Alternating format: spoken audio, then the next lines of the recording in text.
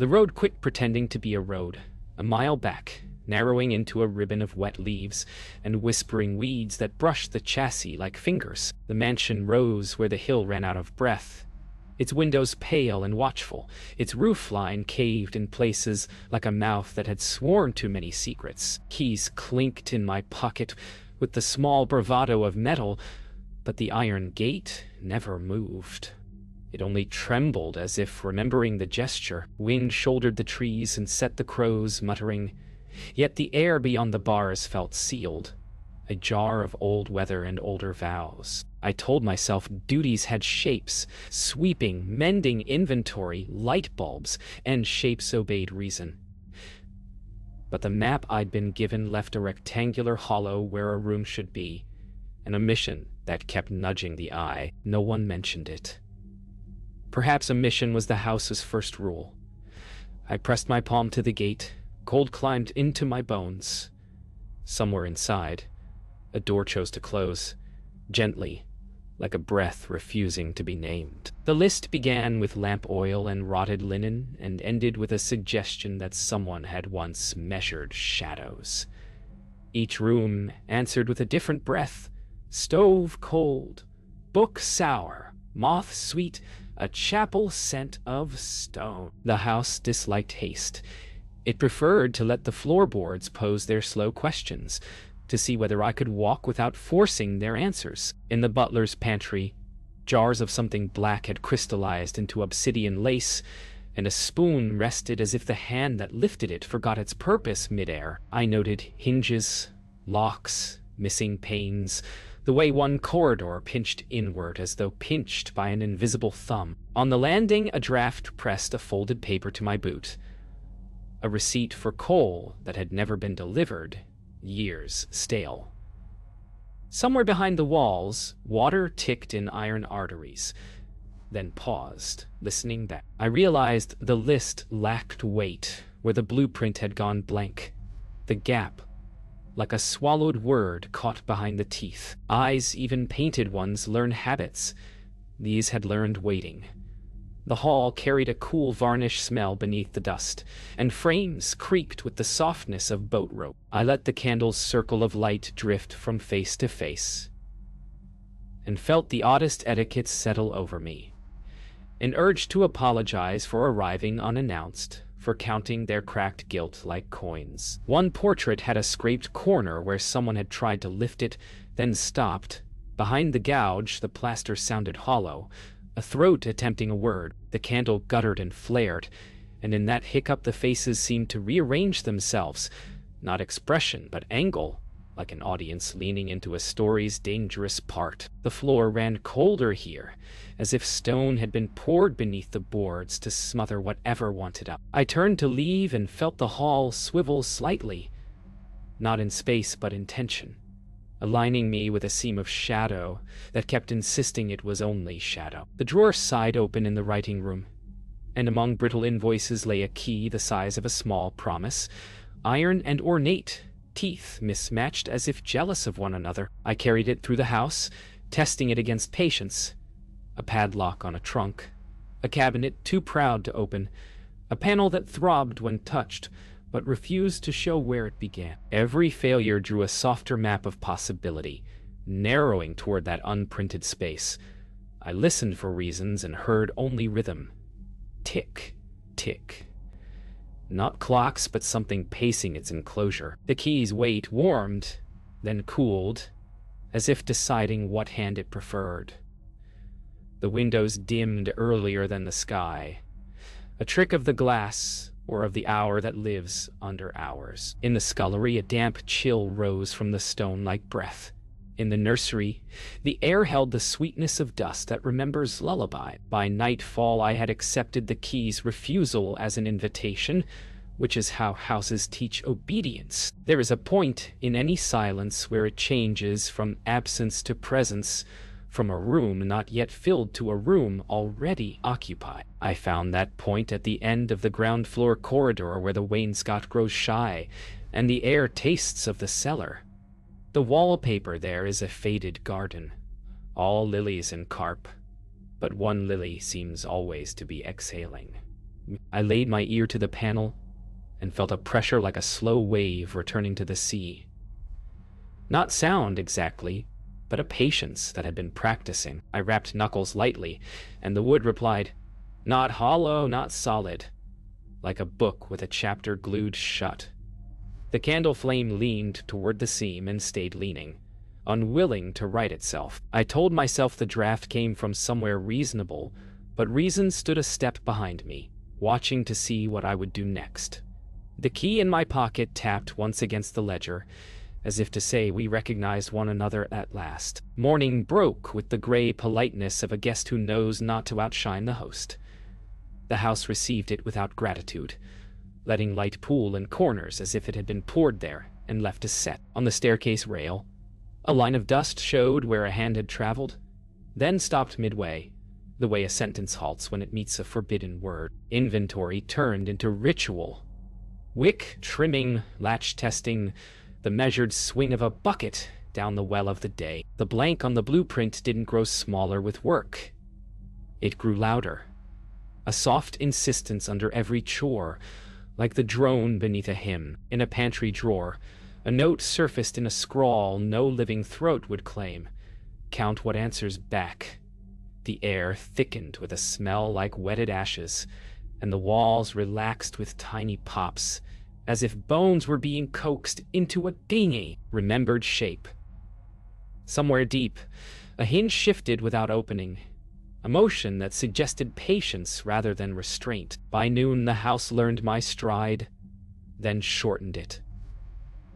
The corridor to the east wing seemed to contract between blinks, pictures crowding closer, the floor lifting in a subtle swell that favored smaller steps. Breathing adapted, shallow, measured, as if inhalations were taxed.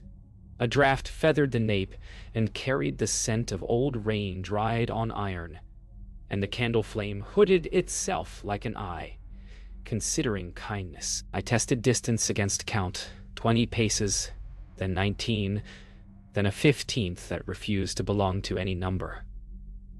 The skirting board bore a chalk mark I didn't recall. 2 vertical scratches like kept score. Somewhere ahead, a soft, thoughtful tapping answered my boot heel. Not echo, but company. I turned to prove the trick, and found the hallway obediently long again, smug in its innocence. When I faced forward, it narrowed to a throat. The air urged me to say a password I did not know. Silence pressed back, polite, patient, refusing to move first. Afternoon waned the way promises do, thinning at the edges first. In the music room, a square of light slanted across a silent piano and found dust blooming from keys. No finger risked. I held breath until the house exhaled for both of us, a long, hollowed-out sound like wind rehearsing grief. Then came the steps, not approaching, not retreating, but looping in a small circle, as though someone had worn a private orbit into the floor. The cadence paused when I listened too closely, resumed when I pretended not to notice, a shy performer behind a curtain of air. I thought of the missing room as a reservoir for footsteps the house could not spend elsewhere, a vault for motion that must remain untraveled. The notion seemed ridiculous until the chandelier trembled without ringing, as if to agree. I set a glass on the parquet to see if ripples would betray a seam in the world. The surface quivered in tiny crescents, forming and erasing the same answer. Dusk discovered a frame where there should have been merely wall. Molding ran its tidy rectangle, miters clean, paint only slightly more tired than surrounding plaster. And yet no hinges, no latch, nothing to confess that thresholds pass people as much as people pass thresholds. It stood at the western end of the ground floor, where the house keeps its slowest light, an amber that seems filtered through tea and time. My skin knew the frame before mind consented, a draft that didn't chill, but weighted the lungs as if each breath had to be signed for. I set palm to the void, and felt resistance soft as packed flour, then firmer, like damp paper, pressed against the bones of a book. The key in my pocket seemed heavier, though it had earned no new metal. I imagined knocking, and didn't, because some politenesses are snares. To speak the question would be to hear it answered, and there are answers you can't unhear. Even in the part of the night that pretends to be day. Night brought a hunger that did not belong to bellies. The larder's shelves were orderly, but the house's appetite measured stranger units.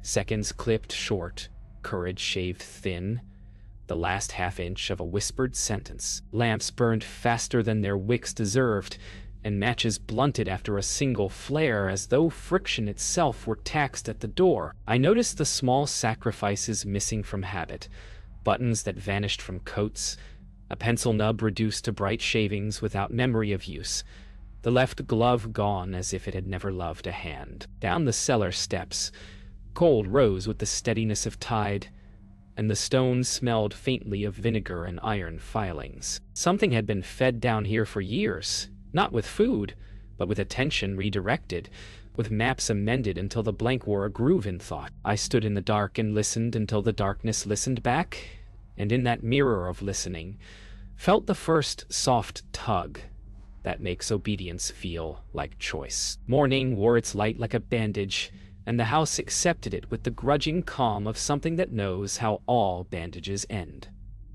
The key rested on the ledger, an iron punctuation quietly proposing a different sentence. When it lay still, the walls forgot it. When it moved, only slightly, as if changing thought, the floor tightened, and the air drew in its breath to count. I carried it from room to room like a tuning fork, waiting for the one note that wouldn't fade. In the library, bindings cracked with arthritic relief.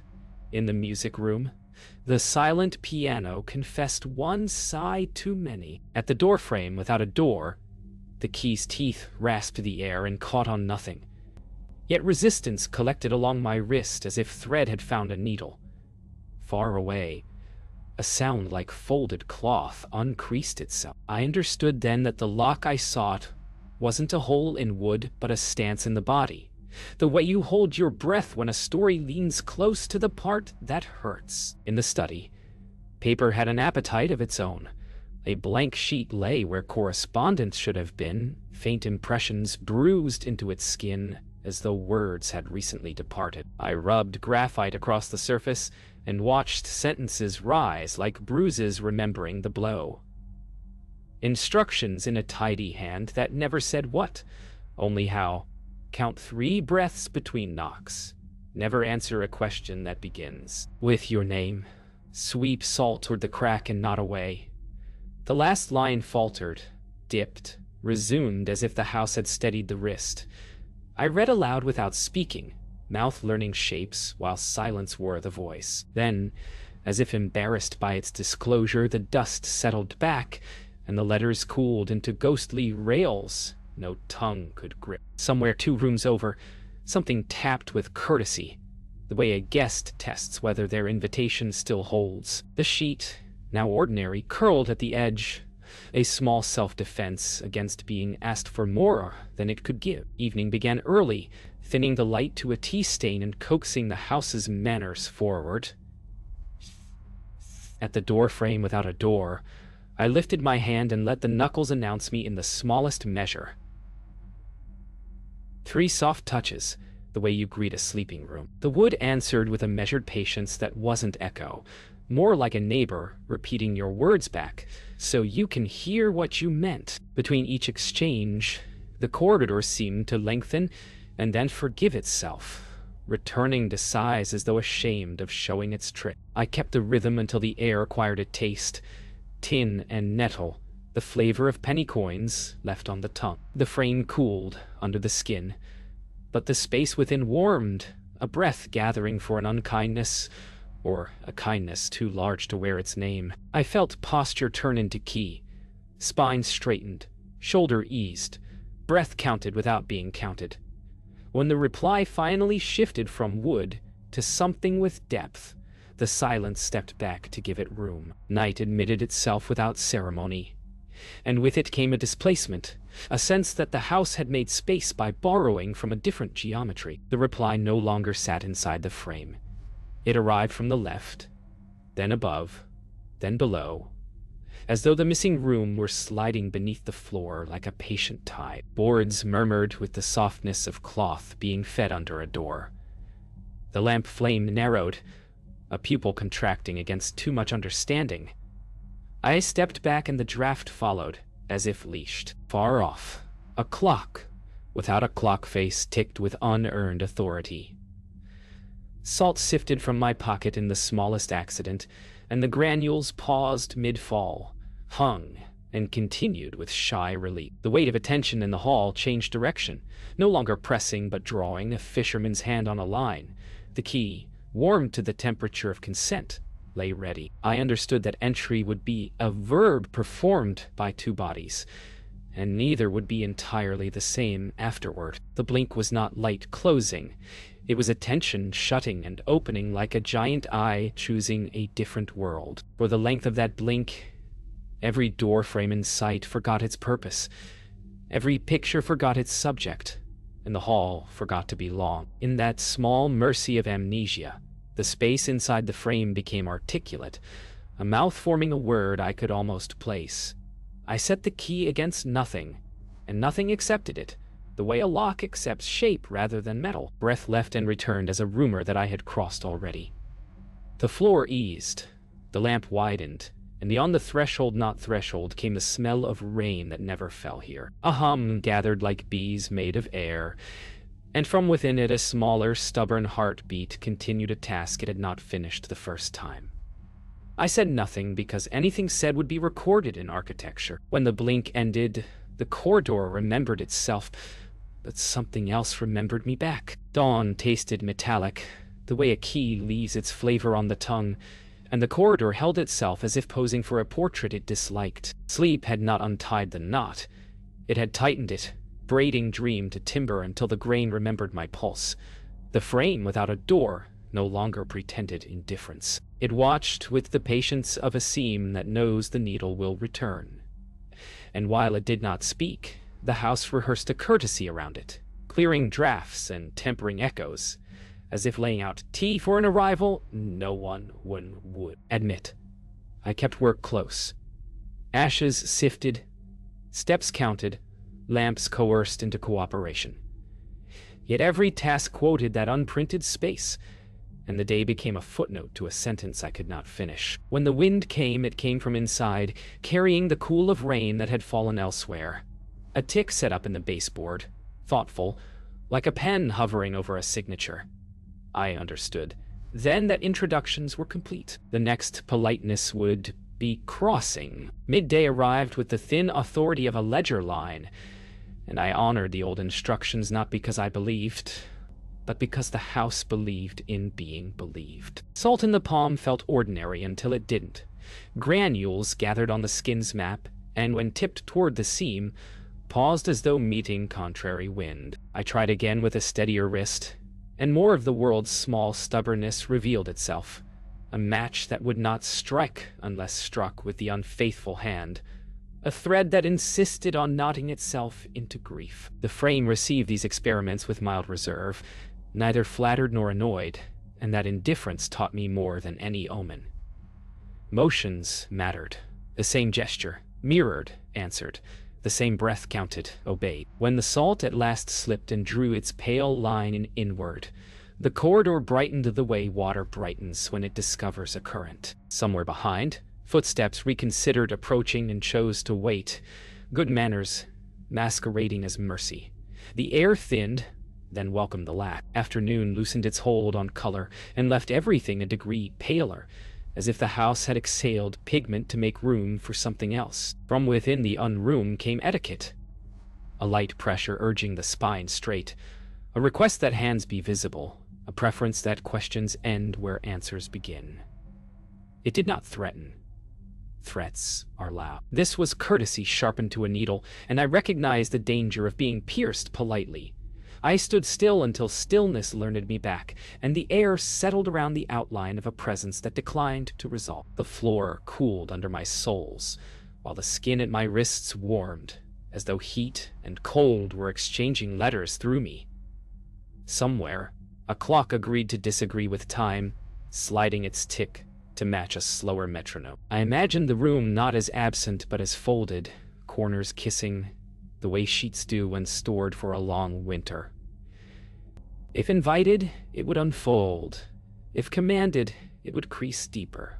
I chose the softer verb. Evenings soaked the edges of the house until its outline ran, and with that blurring came the understanding that one may cross a threshold by altering which part of oneself is willing to be left behind. I matched breath to the slower beat, allowed shoulders to forget their arguments, and imagined the skeleton loosening its grip just enough to slip past its own insistence. The corridor did not change.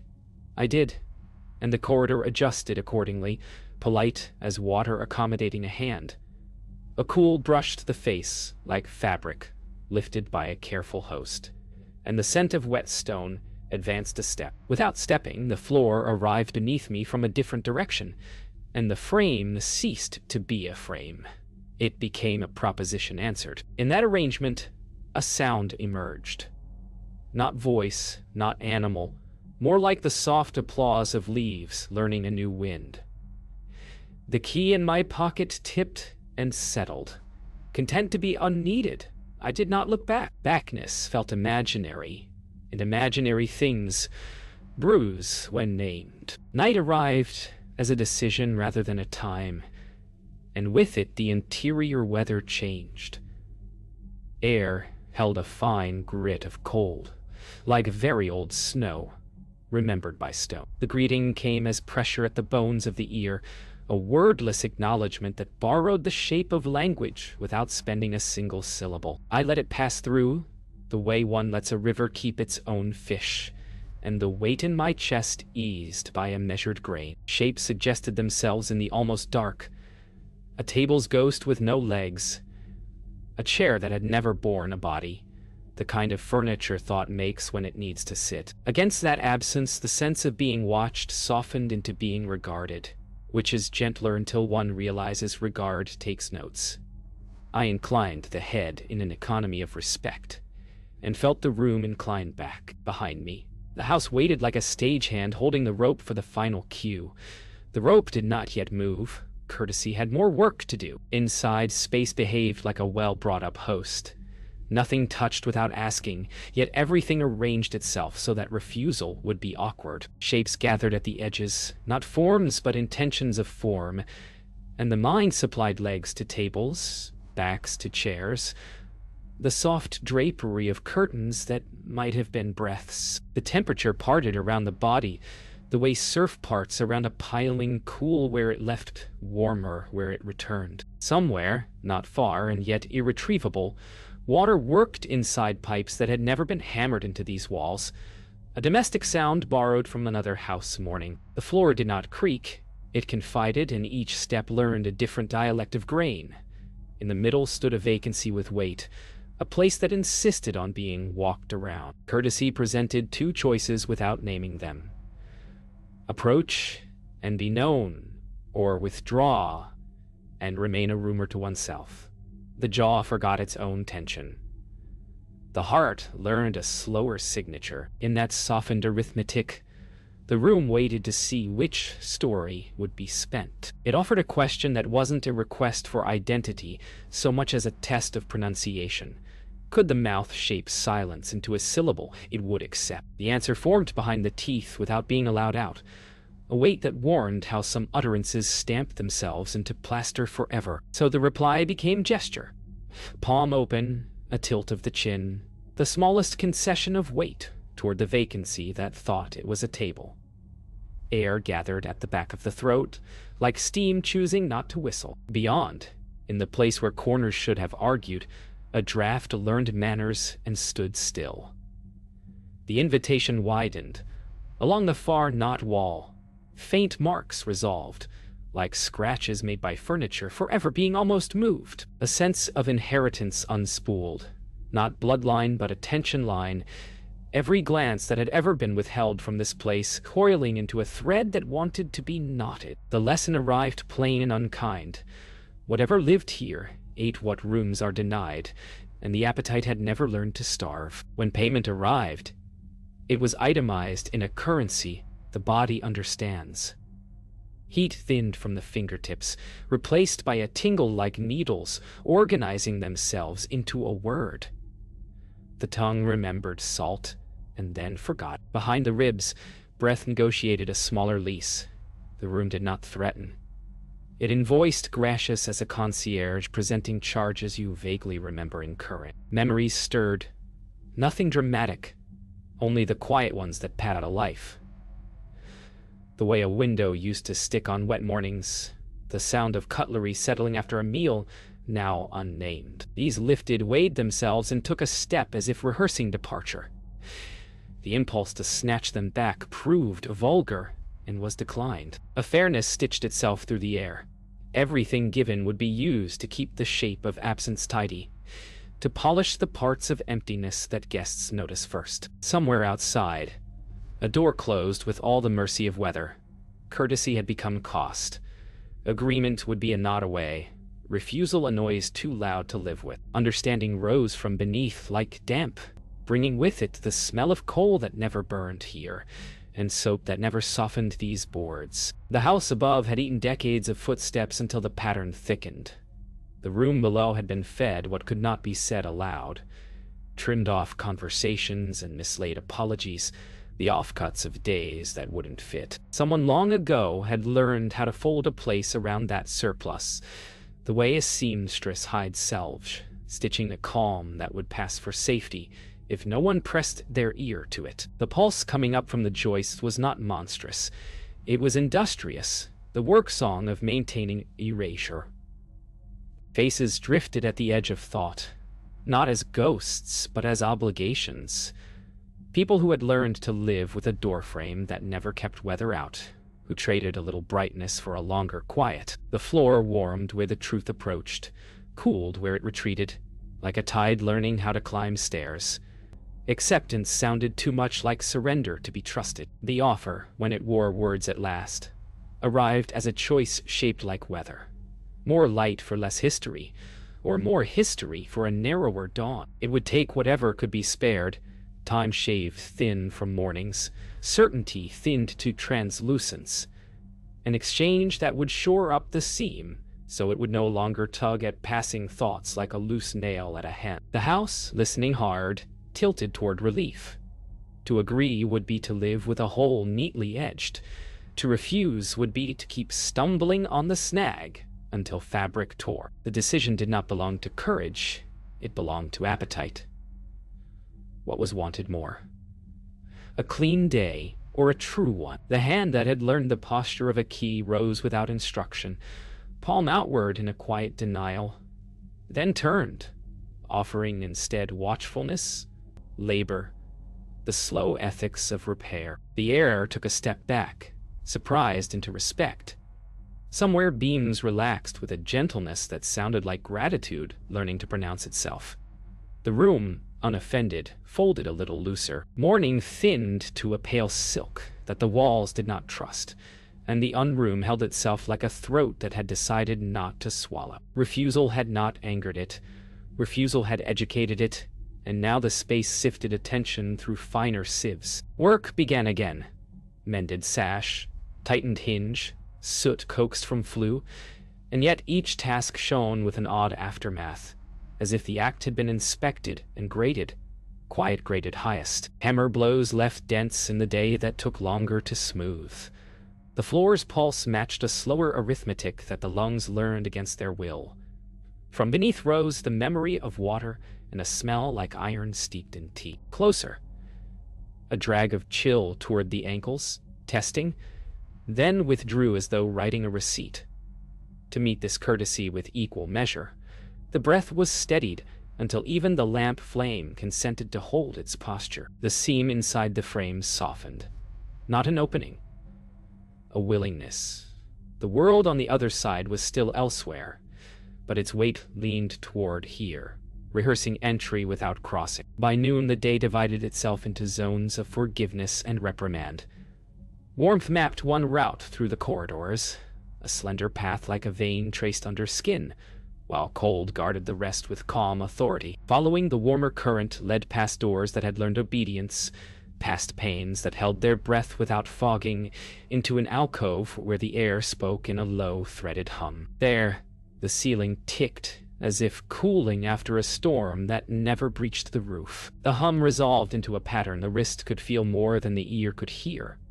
A plea for symmetry, the house asking for its misfiled moments back. On a shelf lay a small collection of derelict things, single buttons, a key without teeth, a slip of ribbon, rescued from pockets by hands no longer present. Each object tugged the thought toward the seam as neatly as a magnet arranges filings. Understanding gathered in the ribs. The room had not hoarded out of malice but efficiency, keeping what conversation could not carry. Repair would mean redistributing weight without spilling names. Afternoon settled on the shoulders like a shawl that remembered other bodies. The lesson presented itself plain. Give back what the house had been made to keep. Small restitutions began. Not ceremony, but practice. Buttons restored to coats that still hung where abandonment had left them. A ribbon tied to the spine of a book that had always felt unfinished. Scraps of sentence coaxed from the margins of ledgers and laid gently on the sill as if offering sunlight, something it had misplaced. With each return, the grain of the floor corrected by a hair's breadth. Echoes shortened as though distance itself had been overcharging, and now agreed to fair rates. The young room responded by relaxing its grip on breath, allowing lungs to travel farther before being asked for counting. Yet there was resistance, not anger but worry, as if release might unravel the very order that kept the larger house from shaking itself apart. To answer worry required steadier hands and a patience that spent itself without receipt. Habit, once taught back. Evening arrived wrong way up, climbing from the cellar like fog that had remembered a stair by heart. Boards cooled first. Nails chimed softly in their sheaths, and a breath of rain moved through without moisture. The scent of wet slate folded into air. Lamps answered with a tighter flame, shrinking to a disciplined bead that cast longer, steadier shadows, as if they too had been corrected. From the seam came not a pull, but a suggestion. A posture the body was invited to adopt. Shoulders open, chin unarmed, the sort of stance that allows a burden to pass through without snagging. It was not surrender, it was choreography. Beyond the frame, a geometry flexed, and a corridor that could not exist lined up with the one that did. Two rivers choosing to run abreast for a few careful strokes. The mouth filled with the taste of old coins and colder rain. Somewhere a clock found the courage to stop, and in stopping, discovered it had kept better time than before. Readiness felt like silence wearing boots. Night did not fall so much as gather its skirt and sit, and in that seated quiet the seam became what doors try to be when they have no wood to blame. No hinge turned, no latch conceded. Instead, the attention of space unlatched, accepting the idea of passage, the way a good host accepts a late guest, without comment, with room. Crossing required nothing but the exact repetition of earlier kindness, so each step carried the weight of a returned thing. Each breath mirrored the tempo that had healed a fraction of the floor. The room on the other side was not destination but agreement, a place that offered to carry what could not be erased, and to stop taking what never should have been kept. Within the house proper, a tremor passed like applause in a polite theater, and then the air unknotted. Lamps widened. The smell of iron sweetened into rain, remembered rather than imminent. What lived inside did not emerge. It made space for living beside it. The quiet afterward felt like weather that had decided, finally, to be local. Morning arrived with the lightness of a coat lifted from weary shoulders, and the building accepted it without bargaining, as if some old account had been closed in the night. Corridors held their length honestly, stair treads answered underfoot with the small, companionable clicks of wood. Remembering it is wood. The seam no longer coaxed attention like a splinter. It rested in plain sight, a quiet grammar mark in the sentence of the hall. Work felt ordinary again. Water fetched, ash sifted, wicks trimmed, and ordinary had become a luxury, the true coin of the realm. Still, a new etiquette threaded the air. Voices were gentler near the frame, Doors eased rather than pushed, and silence was treated not as vacancy, but as a resident with rights. From somewhere within the folded geometry came the sound of handled absence. A chair moved that didn't need legs. A table cleared of dust it did not collect. The day's first draft carried the clean smell of wet stone, not promised, only remembered. When the clock resumed, it did so without apology, its tick consenting to be merely time. By noon, the house revealed what tax would remain. Not memories, not breath, only the discipline of attention. Tasks completed in the open met no resistance. Chores performed while mind wandered snagged on unseen threads. The lesson was neither cruel nor kind, simply consistent. Near the frame, even thought walked softly, and the body learned to keep its weight where the floor preferred it. In return, small gifts appeared like corrected sums. A draft that once prowled the stair chose a new route and abandoned its hunt. A stubborn sash, convinced by patience, found its slide. A hinge forgot to complain. Somewhere below, the old pulse recalibrated, steady as rain finding the correct eaves. There was grief. Yes, for things the dark had kept too long. Grief like a seam allowance trimmed and swept away. But it fabrics the day tighter, not thinner. The place did not ask to be loved, only regarded. Regard, it turned out, is a form of mending. And when the wind rose beyond the hedges, nothing inside mistook it for command. The room stayed where it belonged, and let the weather be wet. Afternoon thinned to amber, and with it, the folded space practiced generosity. Not spectacle. Never that. But a tidying of debts. At the sill, a ribbon once surrendered returned as a faint impression in fabric that had always felt unfinished. On a shelf, an odor of soap slid out of the wood like a childhood unmisplaced. In a shallow bowl, oil that had not been minted in decades convinced light to rest on it as if recognizing an old friend. None of it was literal, yet the effect was. Conversations that had snagged now passed through. A story that refused to end found a final clause in a look exchanged across the hall. The day became a ledger that balanced itself by refusing to tally what people were unwilling to spend.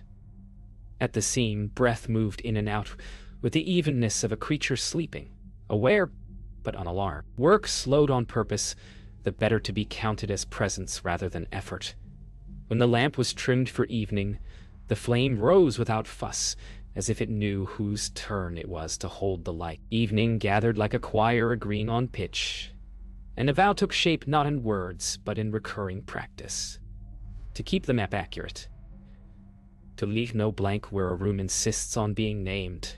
To treat Kwai as a citizen rather than a boarder. The building responded with a change so modest it felt like weather breaking.